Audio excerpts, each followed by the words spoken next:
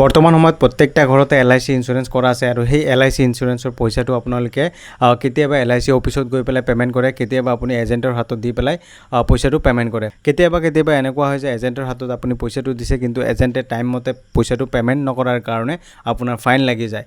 এনেকুৱা ধৰণৰ বহুত কমপ্লেইন আহে। নিজে আপোনাৰ LIC প্ৰিমিয়ামটো আপুনি কেনেকৈ পে' কৰিব আজিৰ এই ভিডিঅ'টোত মই আপোনালোকক ষ্টেপ বাই ষ্টেপ দেখুৱাই দিম। বলক স্ক্ৰীণত মই আপোনালোকক দেখুৱাই আছোঁ যে আপুনি নিজৰ LIC প্ৰিমিয়ামটো কেনেকৈ পে' কৰিব। প্ৰথমে আপুনি গুগলৰ সাৰ্চ বাৰত আহি পেলাই সাৰ্চ কৰিব LIC ইঞ্চুৰেঞ্চ কৰ্পোৰেশ্যন। তাৰপিছত আপুনি স্ক্ৰল ডাউন কৰি তলত আহিব। ইয়াত আপুনি যিটো হোম পেজ দেখা পাইছে home life insurance corporation of India official website, ইয়াত আপুনি ক্লিক কৰি দিব। ক্লিক কৰি দিয়াৰ লগে লগে আপোনাৰ আগত এনেকুৱা এটা পেজ খোল খাই যাব। ইয়াত আপুনি ছাইডত দেখা পাইছে একদম পে প্ৰিমিয়ামৰ এটা অপশ্যন আহি আছে, ঠিক আছে। ইয়াত আপুনি ক্লিক কৰি দিব। ইয়াত আপুনি ক্লিক কৰি দিয়াৰ লগে লগে আপোনাৰ আগত নেক্সট আৰু এটা পেজ এনেকৈ খোল খাব, ঠিক আছে। ইয়াত আপোনাৰ 5টা অপশ্যন খোল খাব। প্ৰথমৰ যিটো অপশ্যন আছে ৰেনুৱেল প্ৰিমিয়াম ৰিভাইভেল, এইটো অপশ্যনত আপুনি ক্লিক কৰি দিব। ইয়াত আপুনি ক্লিক কৰাৰ লগে লগে আপোনাৰ আগত এনেকুৱা এটা অপশ্যন খোল খাব।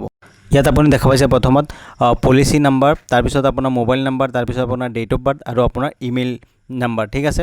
ইয়াত আপুনি কি কৰিব, প্ৰথমতে আপোনাৰ পলিচি নাম্বাৰ যিটো আছিলে সেই পলিচি নাম্বাৰটো আপুনি কি কৰিব ধুনীয়াকৈ ইয়াত ফিল কৰিব, ঠিক আছে। পলিচি নাম্বাৰ ফিল কৰিব, মোবাইল নাম্বাৰ ফিল কৰিব, ডেট অফ বাৰ্থ দিব আৰু আপোনাৰ ইমেইলটো মাৰিব।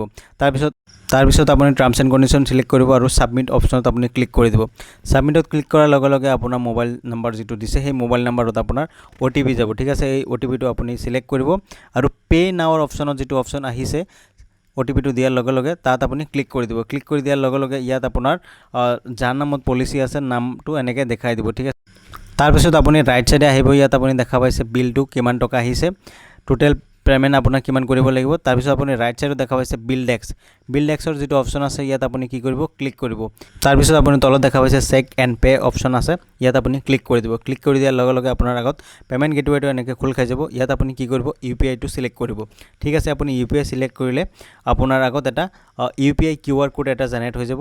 সেই UPI QR কোডত আপুনি স্কেন কৰিলে আপোনাৰ প্ৰিমিয়াম কিমান টকা আছে সেই প্ৰিমিয়ামটো ওলাই যাব আৰু আপুনি পে'মেণ্টটো কমপ্লিট কৰি দিব। পে'মেণ্টটো কমপ্লিট হোৱাৰ পিছত আপোনাৰ আগত এনেকুৱা এটা ৰিচিপ্ট জেনেৰেট হৈ যাব।